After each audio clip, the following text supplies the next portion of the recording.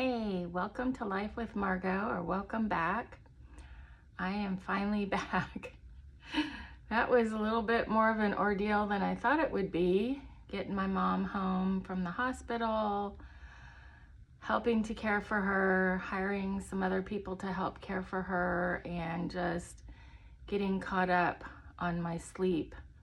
And my sleep deficit took a little bit. I don't have the energy I did when I was in my 20s and early 30s, that's for sure. And that's something that I wanted to bring up. Like, caring for your parent is a whole new level of adulting. So if you need to prepare, do it beforehand.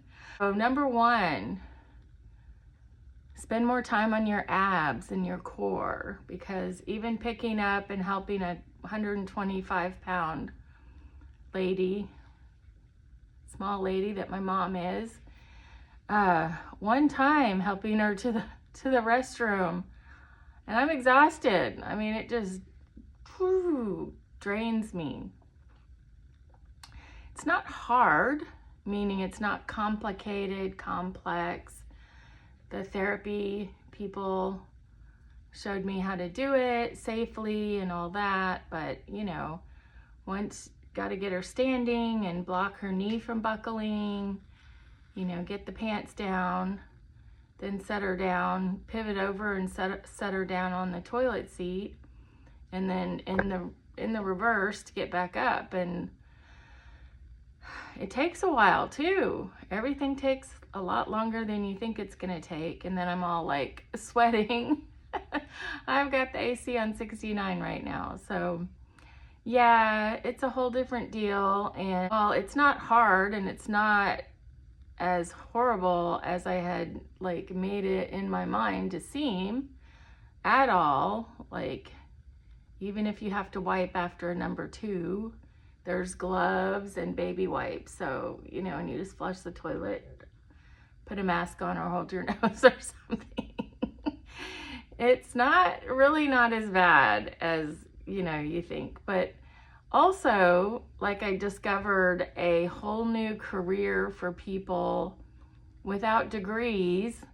They can earn 6 figures a year. Caregiving, private caregivers. So if you can get in with a place, maybe through an agency or something, or through a friend, and by word of mouth, people hire by word of mouth, or they've met their friend's caregiver, their friend passed away. That's how we found my mom's, and then they have a friend who also does caregiving, and that was a caregiver for a neighbor, and my mom had met her before. It does take a really gentle soul and kind soul and spirit to do the work. It's a little easier when it's not your parent, I think, because, parents have a way of micromanaging and nitpicking everything. Like, I don't know, my mom does. And it kind of drives me up the wall. And then she wants to be right about everything, and her memory's gone. So I know I'm not supposed to argue with her about what's the right thing or tell her she doesn't remember. But it's so hard to remember that. It's like this, she just wants to try to embarrass me or put me down, or I don't know. But yeah, it's harder when it's your parent, but I highly recommend it if you guys are trying to put money away for retirement, if you're a little bit older, or if you want to retire early. I mean, I think being a little bit older, or having teenage or grown children, if you had kids at an early age, or I don't know, if they're in school, you might be able to do it part-time, but because it's a 24-hour job, so you have 24 hours times 7. My calculator's on my phone, but do that math. How many hours is that? And if you make $20 an hour, I don't know, you can make $4,000 a week or something crazy. But anyway, yeah. And so think about that. if you're a little younger, even these ladies, a couple ladies in their 50s, their earlier 50s, still working. They stayed in shape from the caregiving. I did not. I started to get in shape 2 years ago, but it was not enough to bring my stamina up for this type of work, but I still pitch in. Yeah, we have a few hours a day where I'm the only one here. I don't do overnights anymore.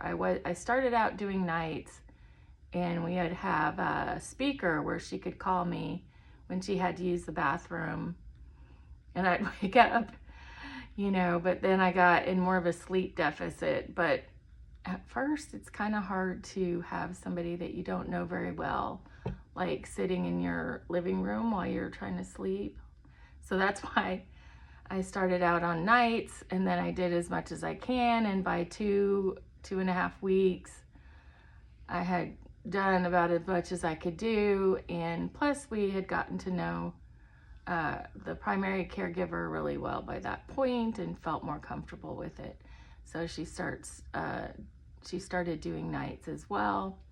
And she has a break during the day, and then we have someone else that comes in the afternoon, late afternoon, early dinner time, early evening, to handle all of that stuff, dinner, bathroom, those kind of things, dish cleanup, and all of that. And then while my mom's at physical therapy every day, I'm here doing laundry, taking care of my dogs, doing my stuff, her stuff, paying her bills, going through the mail, organizing her medicine. She has like 10 medications she's on right now. It's crazy. So we got this medication organizer. I'm going to get it all set up for a week so the caregivers can administer it. And that's a lot. It feels like a lot. I don't know if it sounds like a lot, but I just wanted to say, also know where all your parents' things are. Hearing aid batteries and when they need to be changed. Luckily, my mom could speak, so she could tell me she needed new batteries. But, I mean, a lot of times people after stroke, they can't speak. Or their memory might be affected. You just never know. It depends on the part of the brain and all sorts of other things, how they're affected. And so, my mom has lost some short-term memory is only about 50%, maybe less than that. So we get in these arguments about stuff. She's like, I didn't know you came and watched me in physical therapy and saw me trying to walk. And I was like, yeah, yeah, I was there. And she's like, oh. And I'm like, see, you don't always remember what's going on after the stroke. She's, a lot better, probably about 80% on the stuff before that happened, before the stroke happened, but not 100 on that stuff either. So anyway, yeah, it's a lot. And I feel like I'm back on the hamster wheel of work where I'm doing the same things over and over every week, and I go to sleep at like 9. Every once in a while, I make it awake till 10, or one time I made it up until 11.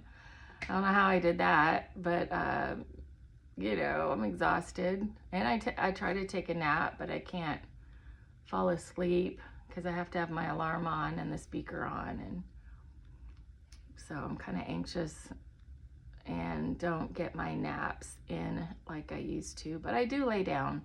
I rest. And yeah, I just want to say, if you're Gen X or millennial, start getting in shape and writing things down, and write down their daily routine, and where things are. Get your abs and your core in shape for helping to lift. I mean, the main thing that she needs help with is going to the bathroom, you know, getting on the toilet, from the wheelchair to the bed, from the wheelchair to the toilet, toilet to the wheelchair, bed to the bedside commode.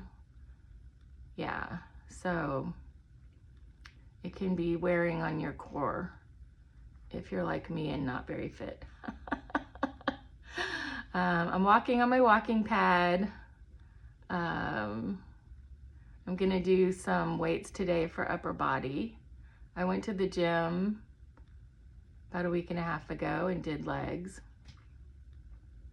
So last week I did 3 days on the walking, 3 mornings on the walking pad, fasted walks on the walking pad.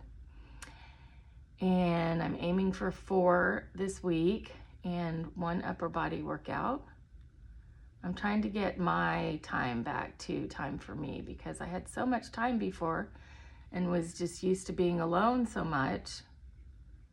I had a lot of quiet time to think and create and be creative and all that stuff, and I miss that time. It's kind of frustrating me. So I've been a little grumpy myself, and you know, but we're getting through it.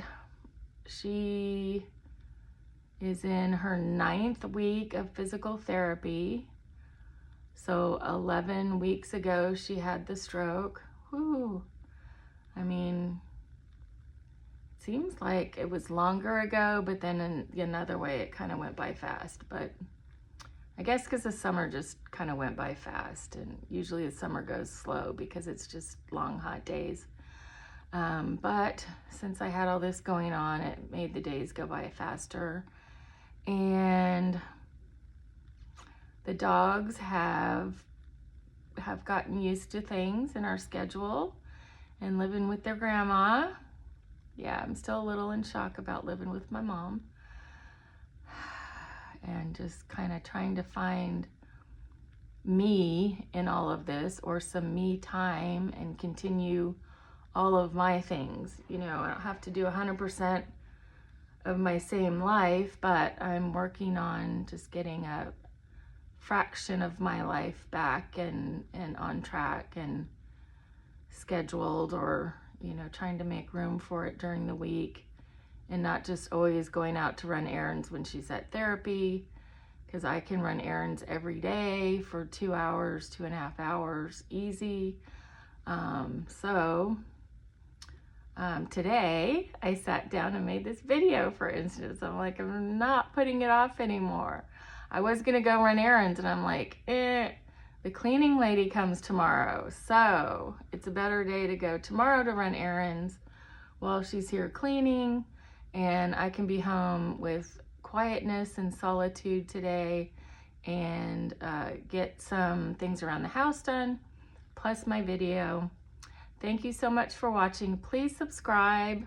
I've lost a couple subscribers. I'm not sure why. Always makes me sad. I'm still here. I'm still going to be posting. I just had to catch up on my sleep and erase my sleep deficit. Get some more energy back. I was a little exhausted is an understatement. So thank you for watching. Please subscribe. Please share with friends. And I'll see you next time. Bye.